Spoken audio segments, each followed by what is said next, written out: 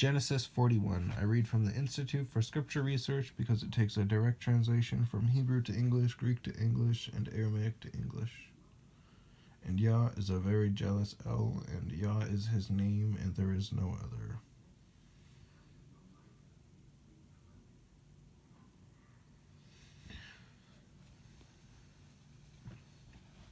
Genesis 41. And it came to be at the end of 2 years' time that Pharaoh had a dream, and saw him standing by the river, and saw 7 cows coming up out of the river, beautiful looking and fat, and they fed amongst the reeds.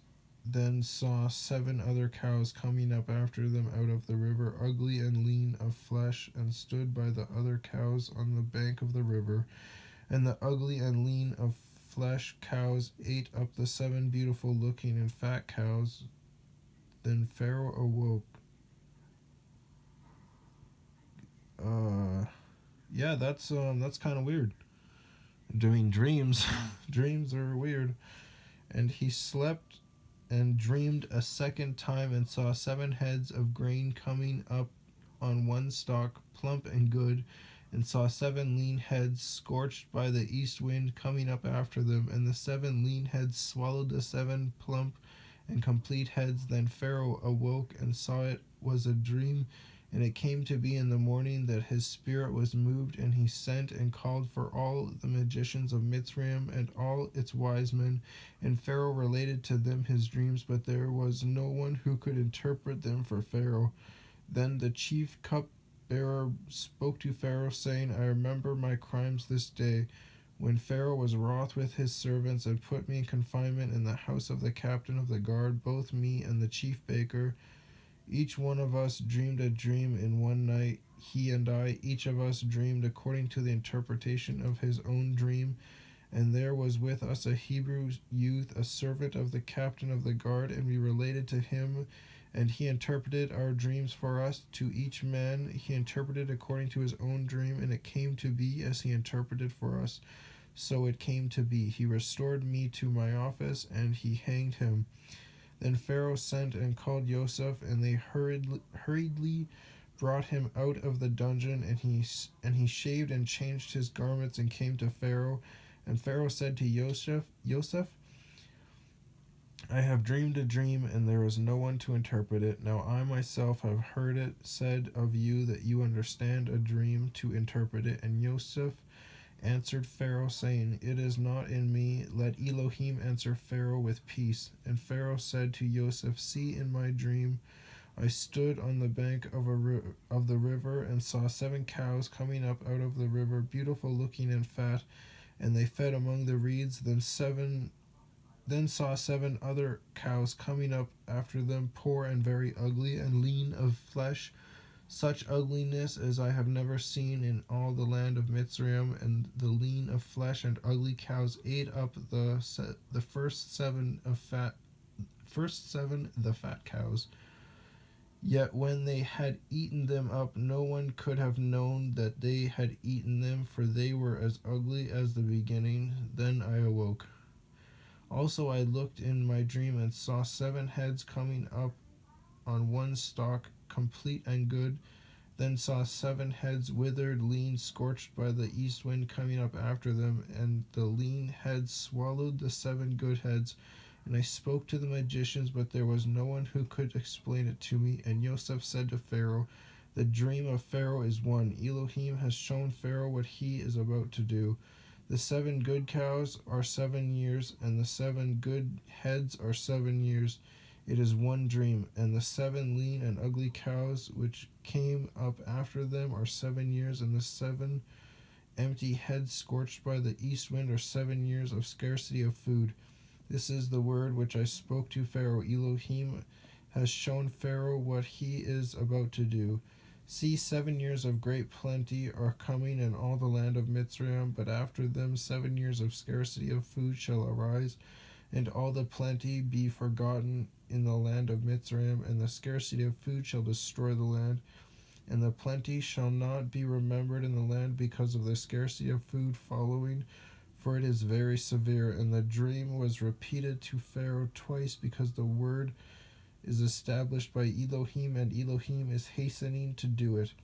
And now let Pharaoh look for a discerning and wise man, and set him over the land of Mitzrayim. Let Pharaoh do this, and let him appoint overseers over the land to take up 1/5 of the land of Mitzrayim in the 7 years of plenty, and let them gather all the food of those good years that are coming, and store up grain under the hand of Pharaoh, and let them keep food in the cities. And the food shall be for a store for the land for the 7 years of scarcity of food, which shall be in the land of Mitzrayim. And do not let the land be cut off by the scarcity of food. And the word was good in the eyes of Pharaoh and in the eyes of all his servants. And Pharaoh said to his servants, Could we find another like him, a man in whom is the spirit of Elohim? Then Pharaoh said to Joseph, Since Elohim has shown you all this, there is no one as discerning and wise as you. Be over my house, you yourself, and at your mouth all my people shall kiss. Only in the throne I am greater than you. And Pharaoh said to Joseph, See, I have set you over all the land of Mitzrayim. And Pharaoh took his seal ring off his hand and put it on Joseph's hand, and he dressed him in garments of fine linen and put a gold chain around his neck, and he had him ride in the second chariot which he had. And they cried out before him, Bow the knee, and he set over all the land of Mitzrayim. And Pharaoh said to Joseph, I am Pharaoh, and without a word from you let no man lift his head or foot in all the land of Mitzrayim. And Pharaoh called Joseph's name Zaphnath Paneah, Zaphnath dash capital P-A apostrophe N-E with a half a check mark, A-H with a dot underneath of it. And he gave him as a wife Asenath, Asenath, the daughter of Potipharah, Poti-Pherah,